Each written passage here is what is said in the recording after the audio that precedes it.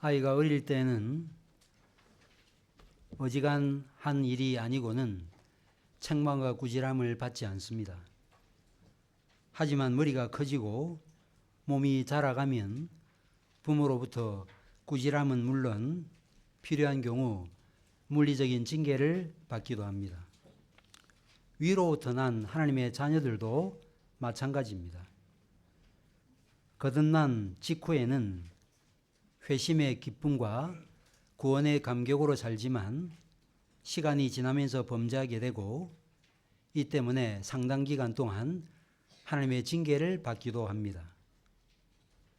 그럼에도 어떤 사람들은 불신 상태에서 돌이킬 때 그리고 회개할 때 느끼는 죄사함의 기쁨과 감격만을 생각하고 믿고 난 다음 범죄로 인한 하나님의 징계는 생각조차 하지 않습니다.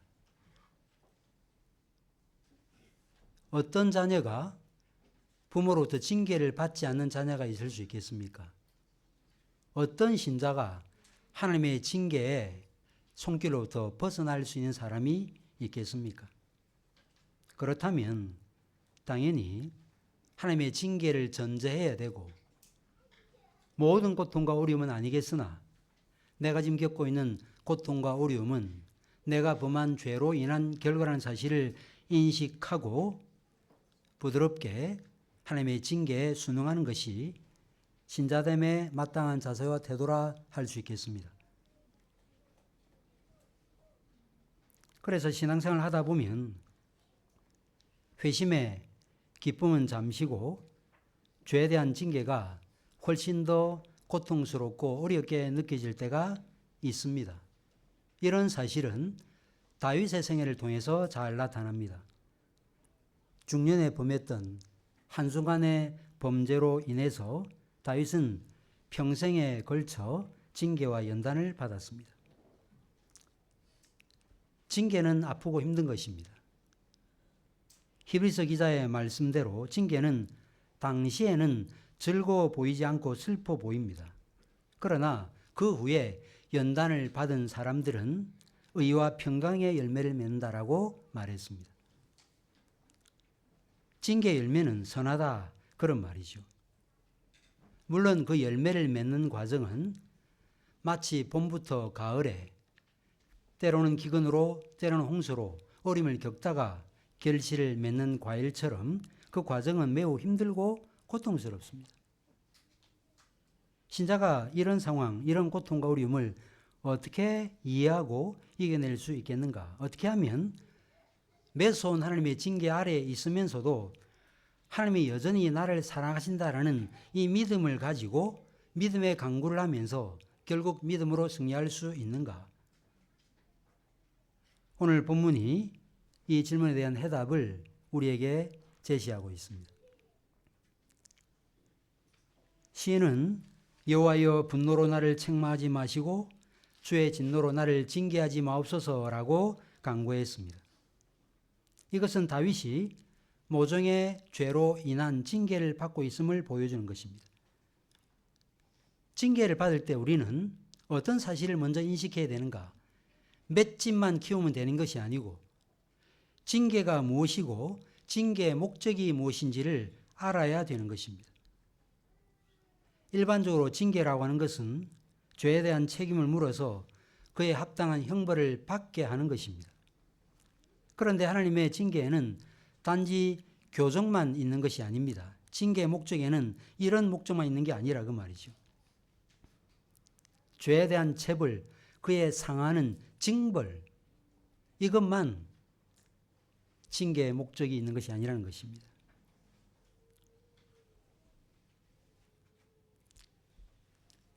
징계의 참된 목적이 무엇일까요? 징계의 참된 목적은 범죄한 영혼을 바로잡아 온전케 하는 이것이 징계의 참된 목적이요 궁극적 목적입니다. 잠언 기자는 잠언 19장 18절에서 내가 내 아들에게 희망이 있은즉 그를 징계하되 라고 말했습니다. 소망 없는 사람에게는 징계할 필요가 없습니다. 유기된 자, 버린 자에게는 징계가 없어요. 그런데 하나님의 자녀에게는 징계가 있습니다. 기본적으로 징계는 이런 면에서 사랑의 차원에서 이루어지는 일입니다. 히브리서 기자는 주께서 그 사랑하시는 자를 징계하시고 그 받아들이시는 아들마다 채찍질하심이라고 말씀했습니다. 그러면서 징계는 다 받는 것이거늘. 근데 누가 받아요? 하나님의 자녀가 다 받는다 그 말이죠. 그리하여 징계가 없다면 사생자요 버린 자라 그랬습니다. 나는 예수 믿고 난 다음부터 처음부터 시종일관 단 한 번도 어려움이 없었다. 나는 영적인 고뇌와 갈등에 시달린 적이 없었다. 나는 늘 승승장구하다. 나는 매우 해피하다. 사업도 잘 되고 많은 사람들이 나를 찾는다. 그런 사람은 뭐가 잘못된 것입니다.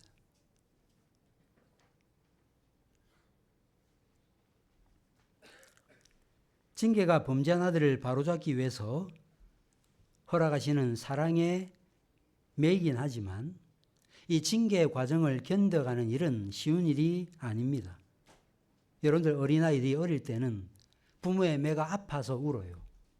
그러나 몸이 자라고 맷집이 세어지면 여간한 강도로 자녀를 때려도 자녀는 크게 아파하지 않습니다. 부모가 나이 많아 늙어가고 힘이 없어지면 그렇게 되는 거예요. 그러나 우리 하나님은 늙어가는 인간 부모와 같지 않으세요. 하나님은 여전하신 분이십니다. 우리가 더 완고할수록 우리의 완고함보다 더 강하게 우리를 다루시는 분이세요. 날뛰는 말 위에 올라탄 기수처럼 끝까지 그 말에 고집을 꺾어 순응하게 만드는 기수처럼 하나님은 그렇게 우리 안에서 역사하십니다. 이런 하나님의 책망과 징계와 하나님의 다스림을 받아본 사람은 그것이 얼마나 아프고 힘든 것인지를 알기에 시편 기자는 분노로 나를 책망하지 마시고 주의 진노로 나를 징계하지 말아달라고 간구하고 있습니다. 징계를 받아본 사람만 이런 간구가 이해가 돼요. 이게 어떤 의미인지를 이해가 됩니다. 많은 신학자들이 성경을 강의한다고 하지만 이런 영적 경험이 전무한 사람은 신학적으로는 가르칠 수 있을지 몰라도 자기 연안에서 체득한 원리로 가르칠 수는 없는 것입니다. 그러나 다윗은 그런 사람이 아니었어요. 다윗은 제일 먼저 여호와여라고 하나님을 불렀습니다. 아이가 도움이 필요할 때 엄마, 아빠라고 부르는 것처럼 그렇게 시편 기자는 제일 먼저 하나님을 불렀습니다. 누구를 부르는가가 중요하다. 어렵고 힘들 때 세상을 찾고 구하는가? 유력한 사람을 찾는가? 아니면 사람들은 보이지 않는다고 말하는 하나님 그분을 찾고 구하는가? 그것을 보면 그 사람이 신자인지 아닌지를 알 수 있는 것입니다. 여기서 주의해야 될 사실은 다윗이 책망과 진노 자체를 원하지 않은 것이 아니고 진노로만 하지 말아달라. 다시 말해 곧 자비를 베풀어 달라고 간구했다는 것입니다. 저 징계받지 않겠습니다. 저 때리면 집 나갑니다 라고 말하지 않았어요. 징계를 받으면서 저를 가혹하게만 다뤄주지 마십시오라고 간구한 것입니다. 이는 예레미야 10장 24절에서 여호와여 나를 징계하옵시되 너그러이 하시고 진노로 하지 마옵소서 주께서 내가 없어지게 하실까 두려워하나이다라고 간구했던 것과 유사합니다. 부모로부터 양육을 잘 받아 마음이 부드러워진 자녀는 부모의 회초리를 피하지 않고 맞으면서 살살 때려달라고 손을 비벼대며 용서를 구합니다. 마음의 할례를 받아 마음이 부드러운 신자도 마찬가지예요. 하나님의 징계 자체를 거부하기보다 징계를 받으면서 진노로만 하지 말아달라고 강구하게 되는 거예요.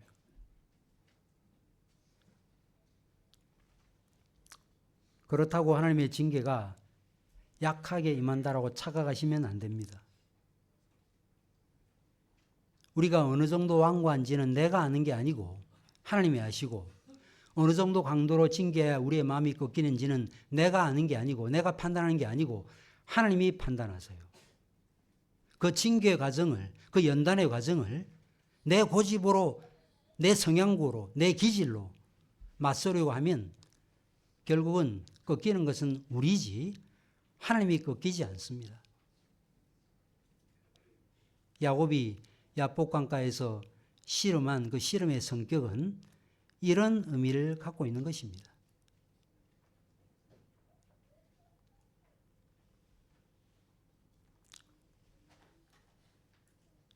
신이 얼마나 고통스럽고 어려웠는지 내 뼈가 떨립니다라고 고백했습니다. 뼈는 사람의 육체적인 전체 구조를 의미합니다. 그러나 적어도 본문에서 뼈는 고통스럽게 떨고 있는 영혼의 중심, 곧 우리 육체 구조 안에 있는 영혼을 뜻한다라고 할 수 있겠습니다. 따라서 내 뼈가 떨린다는 이 말은 영혼의 영적이고 정서적인 괴로움을 토설한 것으로 봐야 할 것입니다. 잠언 23장 14절에 내가 그를 채찍으로 때리면 그의 영혼을 수월해서 구원하리라는 이 말씀대로 하나님의 징계의 초점은 우리의 영혼입니다.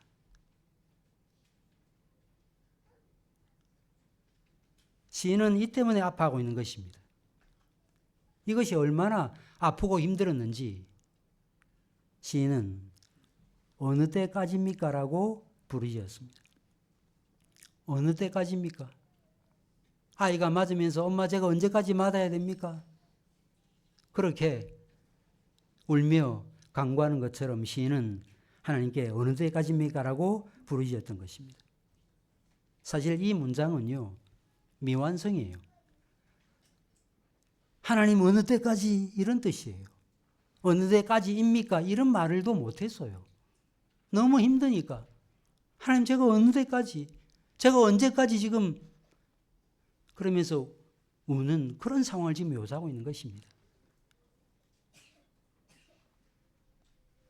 이것은 시인이 징계로 인한 심한 좌절감과 극도의 스트레스 때문에 자신의 믿음이 작동하지 않는 상태를 지금 보여줍니다. 그렇다고 시인이 간구하기를 멈춰버렸던 것은 아니었습니다. 제가 당신을 도대체 언제까지 기다려야 됩니까? 언제까지 하나님 이 고통스럽고 어려운 내 상태를 지켜보기만 하실 것입니까? 라는 이 간구만 바라보면 신자의 믿음이 일시 정지 상태에 들어간 것처럼 보여요. 그러나 곧이어 4절 이하에 나타난 바대로 시인은 하나님께 계속 간구하고 있습니다. 따라서 제가 당신을 언제까지 기다려야 됩니까? 라는 이 간구는 하나님을 향한 극심한 이 고통에 대한 불평이라고 할 수 있겠고, 또 비난이 아닌 것처럼 보이지만 사실은 비난에 가까운 이런 간구라고 할 수 있겠습니다. 대놓고 비난할 수 없지만 마치 비난이라고 할 수 있다 그 말이에요. 왜 저를 이렇게 못 살게 구십니까? 왜 저한테 이런 정도로 저를 다루십니까? 라고 간구했던 것입니다. 그런데 시인이 이런 정도로 간구했다는 것은 우리에게 무엇을 보여주는가? 시인은 하나님에 대한 올바른 이해와 인식을 갖고 있었습니다. 이 시인의 간구에는 하나님께서 내가 고통 중에 있다는 것을 신경 쓰시기 때문에 하나님께서 이것에 대한 조처를 분명히 취해 주실 것이라고 하는 이 전제가 깔려 있습니다. 하늘과 땅을 창조하신 그분, 참새 한 마리도 뜻이 아니면 떨어지지 않도록 하시는 그분께서 우리가 아파하고 힘들어하는 것에 대해서 수수방관하실까요? 그냥 무덤덤하게 바라보시기만 하시겠습니까? 그렇지 않습니다. 부모가 자녀를 징계할 때 자녀가 죽는다고 울 때 그래 잘 운다면 울어보라 그래. 어디 죽는지 안 죽는지 한번 보자. 그런 자세와 태도로 자녀의 아픔을 바라보는 부모가 어디 있습니까? 악한 부모라도 징계를 받고 있는 자녀의 모습을 바라보면서 힘들어하는데 하물며 우리의 진정한 아버지 하나님 그분께서 우리가 징계 가운데 있고 고통 중에 있을 때 어떤 마음의 자세와 태도를 가지고 우리를 바라보시겠습니까? 이런 하나님에 대한 올바른 이해와 확신을 갖고 있었기 때문에 시인은 마치 어린 자녀가 엄마 아빠에게 떼쓰듯이 제가 언제까지 맞아야 됩니까? 언제까지 기다려야 됩니까? 라고 간구할 수 있었던 것입니다. 말하자면 하나님의 언약적 사랑에 대한 확신을 갖고 있었기 때문이었습니다. 4절에서 시인은 여호와여 돌아와 나의 영혼을 건지시며 주의 사랑으로 나를 구원하소서. 헤세드, 하나님의 언약적 사랑. 여기에 기초해서 지금 시인은 자신이 범한 죄가 초래한 징계와 책망의 두려움에서 벗어날 수 있는 근거는 나의 어떠함에 근거하지 않고 하나님의 언약적 사랑에 근거한다고 지금 말하고 있는 거예요.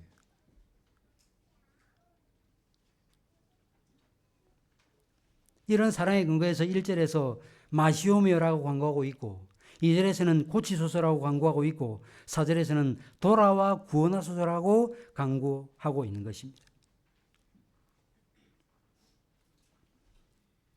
다윗이 고난 중에도 그 믿음이 일시 정지 상태에 있는 것처럼 보였지만 잠깐 멈췄다가 다시 작동되었던 이런 모습을 보여줬던 것은 다름 아니라 다윗이 하나님의 언약적 사랑을 확신하고 있었다는 것을 증명하는 것입니다. 여러분들 어떻습니까? 이 언약적 사랑에 대한 확신을 가지고 있습니까? 다윗은 시편 23편에서 마지막 절에 여호와의 선하심과 인자하심이 평생 나를 따르리니. 그 따른다는 말의 의미가 뭐라고 말씀드렸죠? 추적한다. 반드시 추격한다. 절대로 목표를 놓지 않는다. 반드시 하나님께서 택한 백성에게 하나님의 사랑을 쏟아부으신다는 뜻입니다.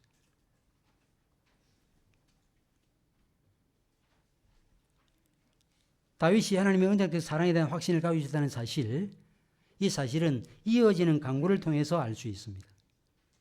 사망 중에서는 주를 기억하는 일이 없사오니 수월에서 주께 감사할 자가 누구리까라고 말했습니다. 이게 무슨 말일까요?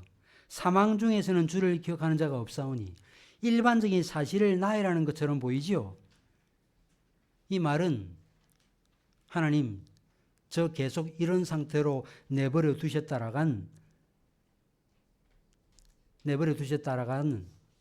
더라면 그렇게 많이 하신다면 저 죽습니다. 저 죽으면 누가 주님 찬송할 수 있습니까?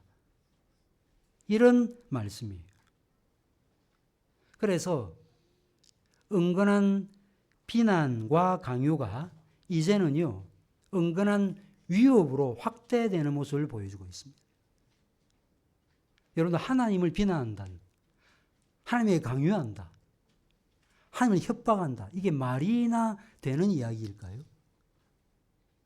그런데 우리 교회학교 학생들 보세요. 때로 부모님을 비난하기도 하고 강요하기도 하고 때로 협박할 때가 있지요. 저 이러면 학교 때려치웁니다. 우리 교회학교 학생들 중에는 그런 이가 없을 것이라 생각하지만 그렇게 하잖아요. 그럴 수 있는 근거가 어디에 있죠? 이런 막대 먹은 모습을 가지고 있다 할지라도 내 부모는 여전히 나를 품으실 것이라는 이 분명한 확신이 마음에 있기 때문이죠. 신자가 가져야 되는 믿음의 본질이 바로 이런 성격의 것이어야 된다는 것을 보여주고 있습니다. 하나님, 제가 죽으면 도대체 누가 찬송합니까? 찬송할 사람이 없다면 하나님 도대체 어떻게 사시려고 그러세요? 뭐 이런 거예요. 부모에게 제가 죽으면 부모님 어떠시겠습니까? 뭐 이렇게 말하는 것과 같은 것입니다. 하나님께서 우리를 창조하신 창조의 목적이 무엇일까요? 이사야 선지자가 이렇게 말했죠. 이 백성은 나를 위하여 지었나니 나의 찬송을 부르게 하려 함이라고 말씀했습니다. 하나님께서 우리를 지으신 목적, 우리를 새롭게 빚으신 새 창조의 목적이 뭘까요? 계시록에 나타나잖아요. 송영이요 찬송입니다. 하나님 그분의 위대한 이름을 높이는 것입니다. 그런데 시편 기자는 적어도 찬양은 살아있는 자만 할 수 있다라고 생각을 했던 것입니다. 그리하여 시편 기자는 사망 중에서는 주를 기억하는 일이 없사오니 수월에서 주께 찬양할 자가 누가 있겠습니까? 이 말을 여러분이 잘못 오해하면 죽고 난 다음에 찬양하지 못한다는 그런 뜻인데, 생물학적 죽음을 죽고 난 다음에 천상의 성도들은 주님을 찬송하지요. 그 사실을 지금 부인하는 게 아니고, 나를 이런 상태로 그냥 내버려 두시면 하나님의 영예에 심각한 위협이 초래됩니다라는 그런 뜻으로 이 말씀을 한 것입니다. 제가 죽으면 누가 당신을 기억하겠습니까? 이 기억한다라는 이 말은 누가 찬양하겠습니까? 라는 그런 말입니다. 이런 강구를 들릴 수 있는 것이 우리의 특권입니다. 여호수아가 그 특권을 발휘했습니다. 여호수아서 7장을 보면 아이성 전투에서 대패를 하게 됩니다. 그리고 난 다음에 머리에 티끌을 뒤집어 쓰고 해가 저물 때까지 앉아 있다가 하나님께 간구합니다. 그때 이런 간구를 했습니다. 가나안 사람과 이 땅의 모든 사람들이 듣고 우리를 둘러싸고 우리의 이름을 세상에 끊으리니 주의 크신 이름을 위하여 어떻게 하시려 하나이까? 우리가 이렇게 패배를 당한 이 상태를 그냥 내버려 두시면 주의 영예와 이름에 큰 상처가 생길 터인데 도대체 어떻게 하시려고 우리를 망하게 하였습니까? 우리로 패배하게 하였습니까? 라고 하나님께 부르짖었던 것입니다. 하나님 지금 그들이 우리를 지금 아주 묵삽을 내고 있습니다. 그래서 말씀인데요. 만약에 가난한 사람들이 이 땅에서 우리 이름을 끊어버리면, 우리를 다 멸망시켜버리면 도대체 당신의 그 큰 이름을 어떻게 하시라나이까? 라고 간구한 것입니다. 이 간구는 하나님의 영광, 심지어 하나님의 안녕까지도 자기 백성과 밀접한 관계를 갖고 있다는 것을 전제로 하는 것입니다. 하나님과 자신을 운명 공동체로 인식한 것입니다. 그러지 않고서는 여호수아가 이런 호소를 할 수 없고 시인이 이런 간구를 드릴 수 없는 것입니다. 이런 사실을 전제로, 다시 말해서 하나님의 영예와 자신의 삶은 밀접한 관련을 갖고 있음을 전제로 감히 하나님께 강요 내지 위협했다고 볼 수 있는 것입니다. 우리는 여기서 이런 질문을 제기할 수 있습니다. 내가 죽어 없어진다고 하나님의 영광이 축소되거나 하나님의 이름이 땅에 떨어질 수 있는가? 이런 질문을 제기할 수 있습니다. 이 질문에 대한 대답이 뭐죠? 그렇습니다. 그러합니다. 하나님은 자기 영광을 위해서 일하시는 분이시죠. 하나님께서 자기 영광을 위해서 여러분과 저를 부르셨고 하나님께서 자기 영광을 받으시기 위해서 교회를 세우셨습니다. 그런데 하나님께서 교회가 어려움에 당하도록, 신자다 죽어나가도록, 실패하도록, 허물어지도록 그냥 두고 보시겠습니까? 하나님은 그런 분이 아니라는 것입니다. 그렇다면 자기 백성들이 죽지 않도록 하시기 위해서 하나님 편에서는 어떤 조처를 취하셔야 될까요?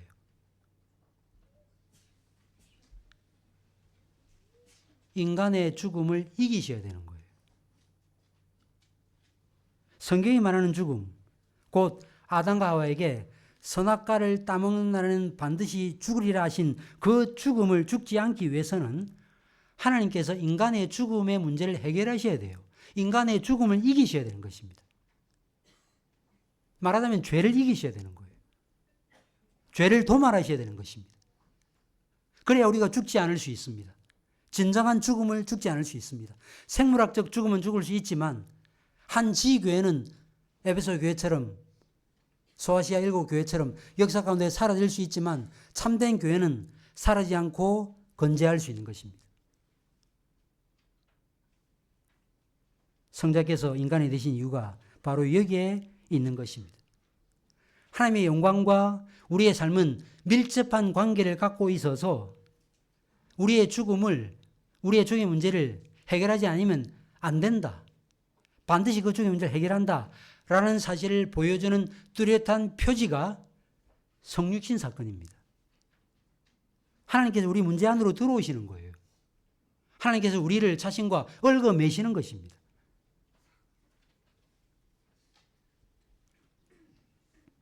물론 본문이 쓰여진 때는 성자 하나님께서 성육신 하시기 전이었습니다. 그렇다면 사망 중에서는 주를 기억하는 이 없사오니 수월에서 주께 감사할 자가 누구리까라는 이 간구를 어떻게 이해되는가? 이 간구는 우선 내가 너무 힘들고 어려워서 이제 죽을 지경이 되었습니다라는 뜻입니다. 따라서 사망 중에서 주를 기억하는 일이 없사오니 수월에서 주께 감사할 자가 누구이겠습니까? 라는 이 간구는 죽고 난 다음에 사후 상태를 말하려고 하는 표현이 아니고 자신의 영적 상태를 말하고자 함이에요. 내 상태가 그렇다는 것입니다. 이제 조금만 이 상태로 저를 내버려 두시면 저 죽습니다. 이런 간구예요. 따라서 시인이 표현했던 사망이라는 이 표현은 자신이 범한 죄에 대해서 진노하고 계시는 하나님이 외면하시는 상태, 얼굴을 돌려버리시는 상태, 어떤 간구와 기도에도 응답하지 않는 그런 상태, 영적인 일식 상태를 가리키는 것입니다.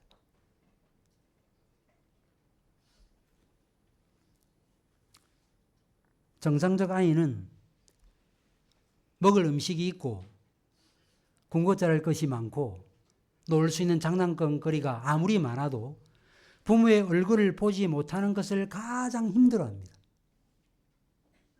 그래서 할아버지 집에 손주가 하룻밤 자고 난 다음에는 집에 가겠다 그러고 때로는 자다가 깨어나서 엄마 아빠 부르면서 우는 거예요. 그게 정상적인 자녀입니다.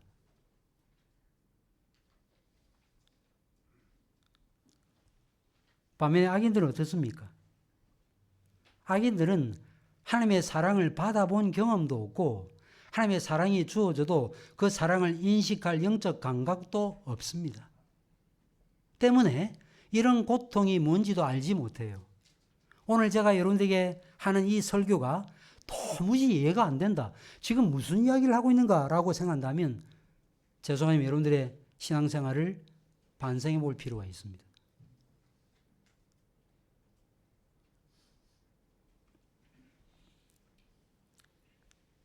악인들은 하나님의 사랑을 하나님께서 거두가셨다라는 이 말 자체를 할 수 없어요.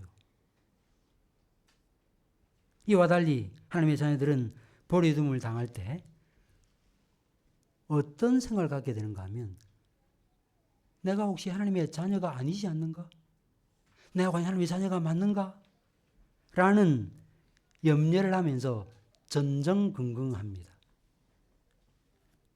이러면서 이런 의식, 버림을 당할 때 작동되는 이 괴롭고 힘든 이 정서는 그 고통과 어려움을 겪고 있는 그 사람이 하나님의 자녀임을 증거하는 것입니다.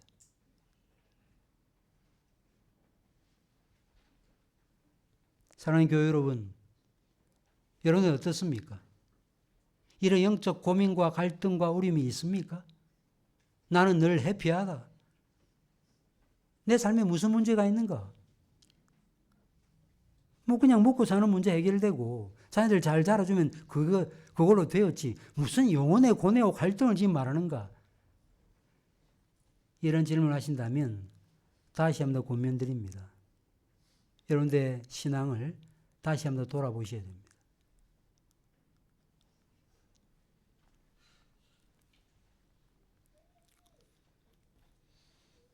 여러분들에게는 내가 하나님에 의해서 버려졌다는 의식이 있습니까?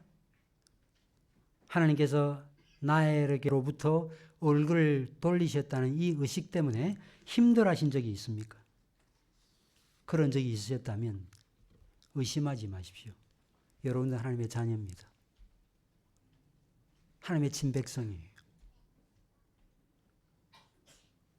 이런 사람들은 매질을 당하는 순간에도 하나님의 손길을 의식합니다. 울어도 하나님 앞에 웁니다. 그래서 시편 기자가 뭐라고 간구했습니까? 내가 탄식함으로 피곤하여 밤마다 눈물로 내 침상을 띄우며 내 요를 적시나이다라고 탄식했습니다. 얼마나 울었는지 눈물로 침상을 띄운다. 내 요를 녹인다 라는 표현을 사용한 것입니다. 시편에는 자신의 안타깝고 힘든 사정들을 비유로 표현한 내용들이 많이 나옵니다.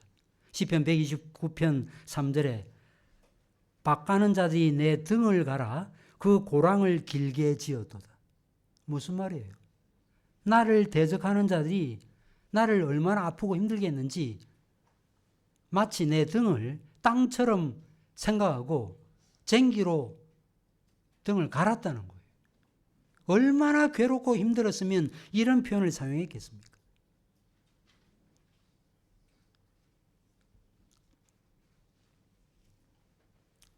하나님의 징계를 당해본 사람들은 경험하셨겠지만 이런 하나님의 진노를 받게 되면 영적 일식 현상을 경험하게 되어지면 영과 육신은 지치게 되고 온 밤을 눈물로 지새우게 되는 거예요.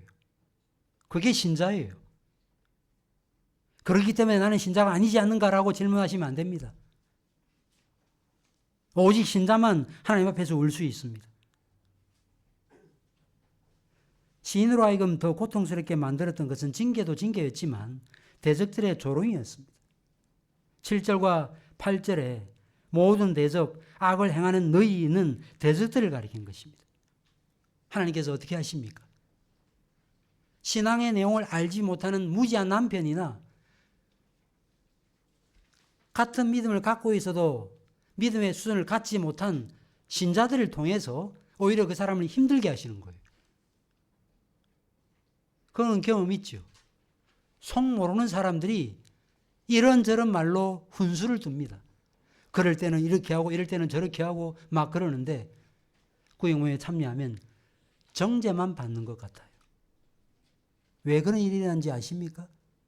이런 정서, 신앙의 내용을 모르기 때문에 그래요.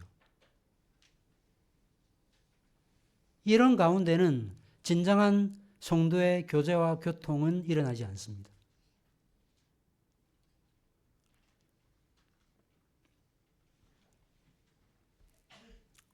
시인이 얼마나 이로 인해서 괴롭고 힘들었는지 눈이 쇠할 지경이 되었다라고 말했습니다. 눈이 뭡니까? 눈은 일반적인 건강과 안정을 그 사람의 육신의 상태를 측정하는 도구예요. 기준입니다. 벌써 눈이 풀리고 벌써 눈에 충혈이 생기면 참 피곤하구나 힘들구나 하는 것을 알아채지요. 시인은 완전히 지쳐서 눈에 생기나 활력을 잃어버리고 말았습니다. 그럼에도 시인은 하나님께 부르짖었습니다. 8절에 내 울음소리를 들으셨도다. 시인이 왜 눈이 괭한 상태가 되었을까요? 밤새도록 눈물을 흘리면서 소리내어 울었던 것입니다. 통곡했던 것입니다. 엉엉 울었던 것입니다. 하나님은 이런 간구와 부르짖음에 응답하시는 분이십니다. 악을 행하는 너희는 다 나를 떠나라. 여호와께서 내 울음소리를 들으셨도다라고 간구하고 있습니다. 그러면서 여호와께서 내 간구를 들으셨으며 라는 말과 함께 내 기도를 받으시리로다 라고 말했습니다. 과거 시제와 함께 미완료 시제가 함께 쓰여졌습니다. 과거는 이루어진 일을, 후자는 앞으로 이루어질 일을 응답하신 분이 응답하실 것이라는 이 사실을 고백하고 있는 것입니다. 이런 확신이 있었기 때문에 지금은 당장 내가 대적들로부터 고통과 어려움을 겪고 있지만 하나님께서 반드시 악인들을 심판하실 것이라는 그 믿음이 있었기 때문에 악을 행하는 너희는 다 나를 떠나라고 말했던 것입니다. 여기서 악을 행하는 너희는 누굽니까? 단지 악한 일을 행하는 사람이 아니라 하나님을 알지 못하는 자요, 하나님께 속해 있지 않는 자요, 요한 1서의 말씀에 의하면 우리와 함께 본래부터 있지 않았던 사람이에요. 근거 없는 소문과 거짓말로 시인의 믿음을 괴롭혔던 사람이었습니다. 안타깝게도 교회 안에도 이런 사람이 있다는 거예요.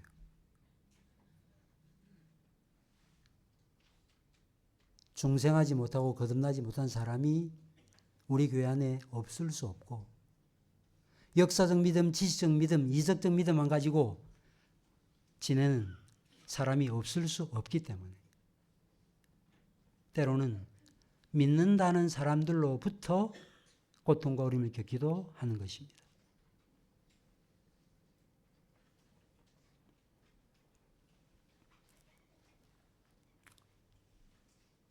그런데 도대체 무슨 일이 일어났길래 지금 이 시인은 갑자기 마음이 담대했을까요? 악을 행하는 너희여 나를 떠나라고 어떻게 명령할 수 있을까요? 여러분 시편을 읽어보시면 분위기가 갑작스럽게 반전되는 내용들이 나타납니다. 시편 22편, 38편, 34편 등등에 나타납니다. 시편 34편 6절에 이 공고한 자가 부르짖음에 여호와께서 들으시고 그의 모든 환난에서 구원하셨도다라고 담대하게 외치는 내용이 나타납니다. 시편 22편도 고난에 대한 이야기가 쭉 나타나다가 갑자기 하나님에 대한 찬송이 나타나는 내용들이 있습니다. 도대체 어떤 일이 일어났습니까? 무슨 외적인 상황이 나아졌습니까? 그러지 않아요. 여전히 지금 악인들이 시인을 향해서 조롱하고 멸시하는 말을 하고 있습니다. 그렇다면 도대체 어떤 일이 일어났길래, 무엇이 바뀌었길래 시인은 이런 담대한 자세와 태도를 보일 수 있었을까요? 그것은 본문이 말씀하고 있는 바대로 우선은 하나님은 반드시 자신의 기도를 들으실 것이라는 확신을 갖고 있었기 때문이었습니다. 지금 당장 기도가 응답되지 않았지만 언젠가는 그 기도가 응답될 것이라는 그 사실을 끌어들여와서 지금 자신을 여전히 정죄하고 있는 악인을 향해서 너희들은 나와 상관없는 자다, 나와 같이 믿는 자와 같은 그런 사람이 아니라고 정죄하며 그들을 쫓아내는 말을 할 수 있었던 것입니다. 시인의 자세와 태도가 이처럼 달라진 또 하나의 이유는 자기 상황과 하나님에 대한 관점이 바뀌었기 때문이라 할 수 있겠습니다. 우리가 문제 상황 가운데 간구하고 기도할 때 그 문제 상황이 해결되지 않고 그 상황에 대한 이해와 또 하나님 그분께 대한 인식이 더 성숙해지고 더 바뀌어지는 경우가 있습니다. 그럴 때 이런 현상이 드러나는 것입니다. 여러분들 기도에서 우리의 삶과 우리의 형편이 그 즉시 당장 즉시 나아지는 경우들이 몇 번이나 있습니까? 경험이 있으시겠지만 회심하고 거듭나고 난 다음에는요, 기도가 잘 응답되는 것 같아요. 그러나 시간이 조금 지나 보세요. 솔직히 말해서 내가 간구했던 기도가 응답되었다라고 말할 수 있는 그런 간증거리가 여러분에게 몇 번이나 있습니까? 요렇게 기도했는데 요렇게 들어주셨습니다 라고 간증할 만한 내용들이 얼마나 많이 있습니까? 많은 경우 내가 원했던 대로 되지 않는 경우들이 많아요. 그러나 부답도 응답이에요. 침묵도 응답이에요. A를 구했는데 B를 주시는 것도 응답이에요. 안 된다 하는 것도 응답입니다. 그런데 그 응답이 어떻게 왔습니까? 내 영혼의 변화로 응답이 온 거예요. 상황과 형편을 이전과는 다른 자세 태도로 바라본 것입니다. 결국 시인은 성경이 말하는 구원에 이르는 믿음, 하나님이 여전히 나를 사랑하시고 나를 긍휼히 여기시고 나를 회복시켜 주실 것이니 나는 이런 상황도 믿음으로 견뎌낼 수 있다라고 하는 이 견고한 믿음이 이 시인에게 있었기 때문에 악을 행하는 너희는 나를 떠나라고 담대하게 말할 수 있었던 것입니다. 이런 시인의 모습을 현저하게 보여준 신약의 인물이 사도 바울이었습니다. 사도 바울이 고린도후서에서 뭐라고 말했습니까? 사방으로 우겨쌈을 당하여도 쌓이지 아니하고 답답한 일을 당하여도 낙심하지 아니하고 박해를 받아도 버림받지 아니하고 거꾸로 뜨림을 당하여도 망하지 않는 자가 신자라고 말했거든요. 이 믿음이 초대교회 성도들에게, 이 믿음이 위건호들에게, 이 믿음이 우리 한국교회 초대 신자들에게 없었더라면 어떻게 한국교회가 명맥을 이어갈 수 있었겠습니까?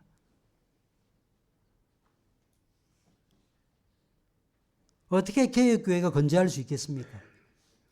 어떻게 오랫동안 내려온 전통을 지금까지 지킬 수 있습니까? 비관한 예를 제가 하나 들겠습니다.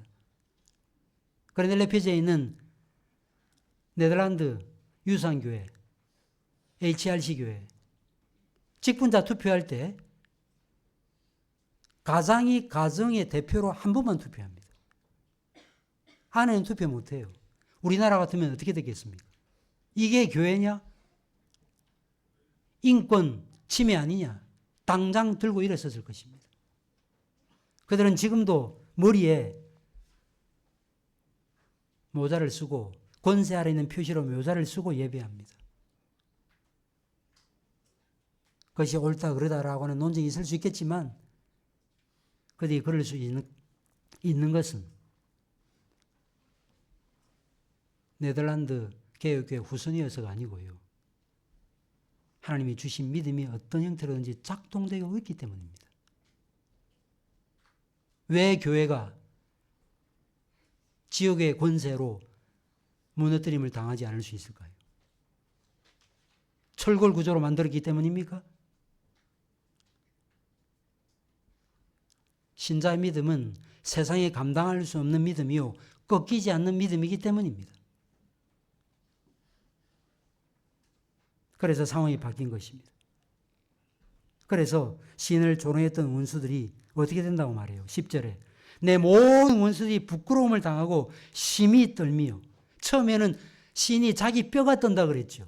그런데 상황이 역전될 것이라고 말하고 있습니다. 그러면서 갑자기 부끄러움을 당하여서 물러갈 것이라고 말했습니다. 요즘에 보면 하나님을 믿지 않는 사람들이 믿는 신자들 향해서 소리 칩니다. 믿음을 가진 정치가가 청문회에 출석했는데 안 믿는 사람들이 창조신앙을 믿는다고 코웃음 칩니다. 보신 분들 계시죠? 아니 교과서에 나오는 그 내용 다 믿는데 그걸 안 믿는다고 이러면서 인격을 멸시합니다. 보수 기독교 탈레반주의자라고 욕했습니다. 신자는 이런 가운데도 믿음의 기계를 잃지 않는 사람입니다. 사랑하는 교회 여러분, 저는 우리 연산교회 교우들이 이런 믿음의 기계를 드러내시는 분들이 되기를 바랍니다. 모임에 잘 나오고 꼬박꼬박 헌금 내시고 교회가 하라면 하는 그런 정도가 아니고 대적들의 비난과 조롱이 쏟아지는 여러분들의 삶의 현장 가운데 온유함과 겸손함으로, 그러면서 담대함으로 여러분들의 신앙을 드러내는 삶을 사시기를 바랍니다. 어두운 터널을 지나듯 암담함과 답답한 가운데 있는 분들 있습니다. 이런 상황 가운데 처하면 도대체 이 터널의 끝은 어딘가 묻게 됩니다. 그러면서 고통과 절망 속에 하루하루 보냅니다. 본문이 그 사실을 우리에게 적나라하게 보여줘요. 밤마다 눈물로 침상을 띄우고 울면서 하나님께 간구하고 있습니다. 우리는 어떻게 해야 될까요? 아, 힘들다. 왜 이렇게 힘드냐? 라는 말만 하지 마시고 부르짖으십시오. 하나님 도와주십시오. 저를 구원해 주십시오. 제가 눈물로 내 침상을 띄웁니다. 나를 건져주십시오. 하나님 저를 도와주십시오. 이 어렵고 힘든 상황 가운데서도 믿음을 포기하지 않도록 하나님 저에게 믿음의 믿음을 더해 주십시오라고 기도해야 되는 것입니다.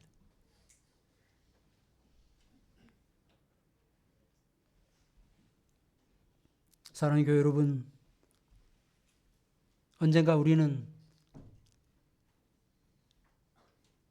본문 10절의 말씀을 할 때가 올 것입니다. 우리를 대적했던 세력들이 갑자기 곡구름을 당하고 쫓겨난 일들이 일어날 것을 우리는 믿음의 눈으로 바라보고 오늘의 고단한 현실을 견뎌가야 되는 것입니다. 그러기 위해서는 믿음의 행위가 필요합니다. 우리는 오직 믿음으로만 구원받죠. 그런데 구원받는 그 믿음, 구원에 이르는 믿음의 성격은 행함이라는 열매를 드러내는 믿음이지 역사적 믿음, 지식적 믿음만이 아니거든요. 그렇다면 믿음의 행위는 어떻게 드러나야 될까요? 나에게 임한 고통이 하나님과 무관치 않다는 사실을 인식하면서 하나님 앞에서 자신의 어렵고 힘든 그 참담한 신경을 아뢰는 것입니다. 이게 믿음의 행위예요. 하나님 앞에서 간구하면서 불평도 하는 것입니다. 하나님을 때로 광유하기도 하고요, 위협하기도 하는 것입니다. 이런 식으로 하면 저 죽습니다라고 말하기도 하는 것입니다. 언약적 사랑의 기초에서. 그리고 우리를 비난하는 사람들에게 너희는 나와 아무 관계가 없다. 너희들은 하나님의 회중, 의인의 회중에 속한 자가 아니다. 너희들은 나와 함께 할 수 없는 사람이라고 그렇게 외치면서 하나님 주신 믿음의 행위를 여러분의 삶의 현장 가운데 드러내시고 마지막 날 원수들이 멸망당하는 것을 바라보고 내 기도에 응답하신 하나님 그분의 이름에 찬송을 돌리는 사랑하는 우리 모든 현상교회 교우들 되시기를 간절히 바랍니다. 기도하겠습니다. 하나님 아버지 감사합니다. 오늘도 주신 귀한 말씀이 우리에게 주고자 하는 하나님의 선한 뜻을 함께 분별했습니다.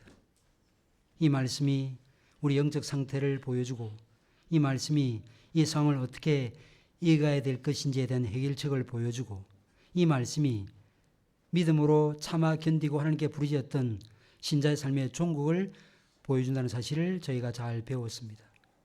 이 내용에 대한 올바른 이해와 인식과 확신 가운데 무엇보다 언약적 사랑을 받고 있는 존재라는 이 분명한 의식 가운데 우리에게 주어지는 고통과 어려움들을 믿음으로 헤쳐내고 믿음으로 승리하여 그리하여 제가 죽으면 하나님 그분의 이름을 누가 찬송하겠습니까? 라고 하는 이 간구에 응답하시는 하나님의 놀라운 응답을 영원한 하나님의 나라에서 경험하고 주님 앞에 기쁨과 감사와 영광의 찬송을 돌려드리는 우리 모든 현성교회 교우들 다 되게 하여 주옵소서.